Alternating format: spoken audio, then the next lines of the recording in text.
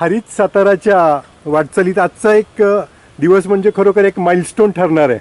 कारण हरित सातार ज्यांच्या प्रेरणेने काम करतं ते कन्हैयालाल राजपुरोहित यांचा आज वाढदिवस आहे. आणि योगायोग असा की हरित साताराला जी काही लोक सपोर्ट करतात आणखी त्यातले महेंद्र यादव यांचाही वाढदिवस आजच आहे. आणि महेंद्र यादव आणि कन्हैयालाल हे दोघं KG पासून ते शिक्षण संपेपर्यंत एकत्र शिकलेले आहेत, एका वर्गात शिकलेले आहेत. योगायोगानं आज असा वेळ आलेली आहे की ते भेटलेत आणि असं माहिती झाली की ते दोघांचाही वाढदिवस एकच आहे. तर तो आम्ही एक या झाडांच्या रूपानं जतन करून ठेवायचं ठरवलं. या स्मृती आज आम्ही ऑफिसर क्लबमध्ये 2 झाडं लावतोय.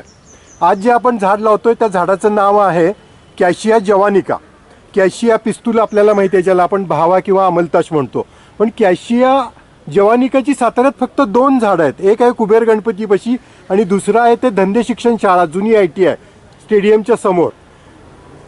अप्रतिम फुलतो कॅशिया जवानिका. कॅशिया जवानिका फुललेला बघायचं तुम्हाला आनंद घ्यायचा असेल तर गेलं पाहिजे तुम्हाला चंदीगडमध्ये किंवा बँगलोरमध्ये.